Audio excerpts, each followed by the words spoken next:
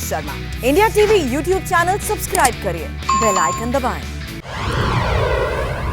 देश में कोरोना संक्रमण की रफ्तार का कहर अब कम होता नजर आ रहा है। बीते कई दिनों से भारत में कोरोना के नए मामलों का ग्राफ लगातार गिर रहा है। पिछले 44 दिनों में एक दिन में सबसे कम केस दर्ज किए गए हैं। 24 घंटे में 2,59,459 रिकवर हुए हैं लोग। राहत की बात यह है कि पिछले कई दिनों से नए केसेस की संख्या की तुलना में देश में कोरोना से रिकवर होने वालों की संख्या भी ज्यादा है। गुरुवार की तरह एक दिन पहले भी कोरोना के नए केसेस की तुलना में रिकवर होने वालों की संख्या ज्यादा थी। 26 मई को नए केसेस 2,11,000 आए थे, जबकि 2,83,000 मरीज रिकवर हुए थे। और इसी तरह 25 मई को नए केसेस की संख्या थी 2,08,700, जबकि रिकवर जो लोग हुए थे वो थे 2,95,000। 24 मई को भी 1,96,427 नए मामले रिपोर्ट हुए, लेकिन रिकवर होने वालों की संख्या थी 3,26,850। कोरोना के नए मामले 23 मई को 2,22,315 दर्ज किए गए थे, लेकिन रिकवर होने की संख्या थी 3,02,544। और 22 मई को भी 2,40,842 नए मामले सामने आए थे और रिकवर होने वालों की संख्या 3,55,000 थी। यानी 22 मई से अब तक संक्रमित होने और रिकवर होने के बीच की संख्या में 1 लाख का फासला आप देख सकते हैं। सेकेंड वेव की रफ्तार पर ब्रेक का ये सबसे बड़ा सबूत है। उत्तर भारत के राज्यों में हालात लगातार सुधर रहे हैं, लेकिन इस वक्त दक्षिण के राज्यों में कोरोना के केसेस बढ़ रहे हैं। हालांकि नए केस और रिकवरी के बीच का फर्क यहां भी अच्छा नहीं है और मौतों की जो संख्या है वो नए केसेस के मुकाबले बहुत कम है। दक्षिण के राज्यों में तमिलनाडु में रोजाना के हिसाब से सबसे ज्यादा मामले सामने आ रहे हैं। तमिलनाडु में पिछले 24 घंटे में 33,361 मामले दर्ज किए गए हैं, जबकि 474 लोगों ने अपनी जान गंवाई है। कर्नाटक की बात करें, यहां हफ्ते भर पहले नए केसेस ज्यादा आ रहे थे, लेकिन यहां अब केसेस धीरे धीरे कंट्रोल होते नजर आ रहे हैं। पिछले 24 घंटे में कर्नाटक में नए केस आए हैं 24,214 और इस दौरान 476 लोगों ने अपनी कोरोना के कारण जान गंवाई है।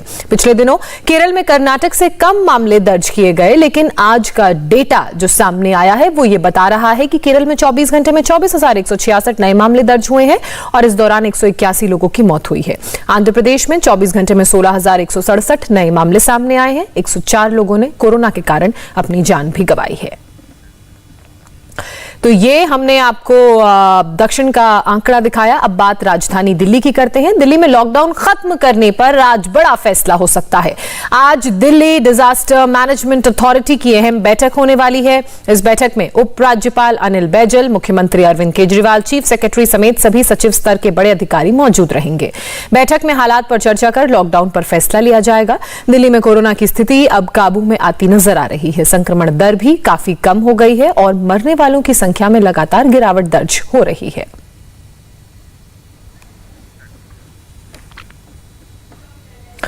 पिछले कई दिनों से दिल्ली में लगातार मामले कम रिपोर्ट हो रहे हैं और रिकवरी रेट भी सुधरता जा रहा है। पिछले 24 घंटे की बात करें तो दिल्ली में कोरोना के 1,072 नए मामले सामने आए, तो वहीं 117 लोगों ने कोरोना के कारण अपनी जान गंवाई। लेकिन अप्रैल की तुलना में अब हालात काफी बेहतर नजर आ रहे हैं और अस्पतालों पर भी बोझ कम हो रहा है। जहां पहले एक एक बेड के लिए मारामारी देखने को मिलती थी, अब अस्पताल में बेड्स खाली हैं। उधर दिल्ली में ऑक्सीजन की कमी से जान गंवाने वालों के कोरोना जो पेशेंट्स हैं उनके परिजनों को भी राहत देने के लिए केजरीवाल सरकार ने 5 लाख रुपए तक का मुआवजा देने का ऐलान किया है।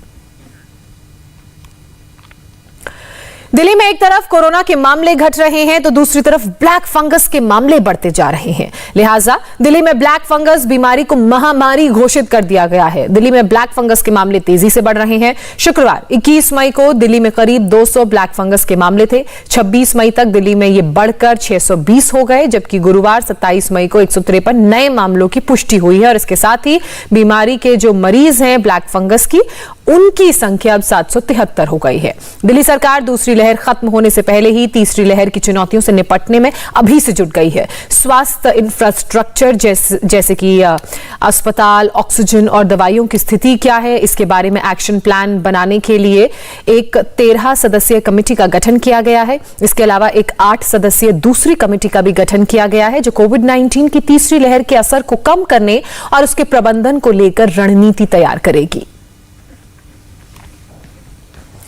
महाराष्ट्र की बात करें तो महाराष्ट्र 1 जून से अनलॉक नहीं होगा। उद्धव कैबिनेट में लॉकडाउन जैसी पाबंदियों पर फैसला। 1 जून से चरणबद्ध तरीके से अनलॉक होगा महाराष्ट्र, यानी कि एकदम से अनलॉक नहीं होगा महाराष्ट्र, क्योंकि कुछ ऐसे इलाके हैं जहां पर मामले थोड़े ज्यादा सामने आ रहे हैं। 10% से ज्यादा पॉजिटिविटी रेट वाले जिलों में पाबंदियां जारी रहेंगी। तो महाराष्ट्र 1 जून से एकदम से अनलॉक नहीं होगा, चरणबद्ध तरीके से, यानी कि एक एक करके मामलों के लिहाज से जिलों को अनलॉक किया जाएगा। और एक क्राइटेरिया भी सेट किया गया है महाराष्ट्र सरकार द्वारा कि 10% से ज्यादा पॉजिटिविटी रेट वाले जो जिले हैं वहां पर लॉकडाउन की पाबंदियां जारी रहेंगी, वहां पर राहत कम होगी। दिल्ली के बाद महाराष्ट्र के बाद अब बात उस राज्य की जहां अब कोरोना कंट्रोल में आता नजर आ रहा है। हम बात कर रहे हैं महाराष्ट्र की ही। महाराष्ट्र में नए केसेस और डेथ में लगातार कमी आ रही है, लेकिन ब्लैक फंगस के से जो खतरा फैला है उससे कहीं ना कहीं परेशानी तो जरूर हो रही है। महाराष्ट्र में 1 जून के बाद भी लॉकडाउन जैसी पाबंदियां लागू रहेंगी, यह भी कहा गया है। गुरुवार को कोरोना कंडीशन पर कैबिनेट की मीटिंग में क्या फैसला हुआ, 1 जून के बाद महाराष्ट्र कितना अनलॉक होगा, ये आपको बताएंगे। उससे पहले 27 मई को महाराष्ट्र में कोरोना जो रिपोर्ट सामने आई है उस पर एक नजर दौड़ा लेते हैं। 24 घंटे में नए केसेस आए हैं 21,273, जबकि 24 घंटे में महाराष्ट्र में कोरोना से 425 लोगों ने अपनी जान भी गंवाई है। इसी बीच थोड़ी सी राहत इस बात की है कि 24 घंटे में ही 34,370 मरीज अस्पताल से डिस्चार्ज होकर रिकवर होकर अपने घर गए हैं। इस वक्त राज्य में रिकवरी रेट भी काफी अच्छा है, जो 93% है।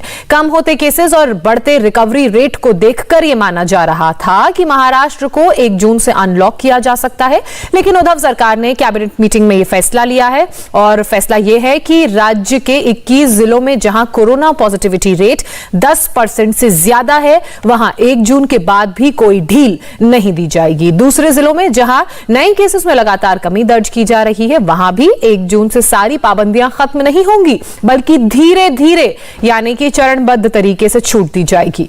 1 जून से महाराष्ट्र में लॉकडाउन जैसे हालात में क्या क्या बदलाव होंगे, कुछ दिनों में इसकी गाइडलाइंस भी जारी कर दी जाएंगी। हाय, आई एम सुरभि शर्मा। खबरों से अपडेट रहने के लिए India TV YouTube channel subscribe करिए, साथ में बेल आइकन जरूर दबाएं। जुड़े रहें इंडिया टीवी के साथ।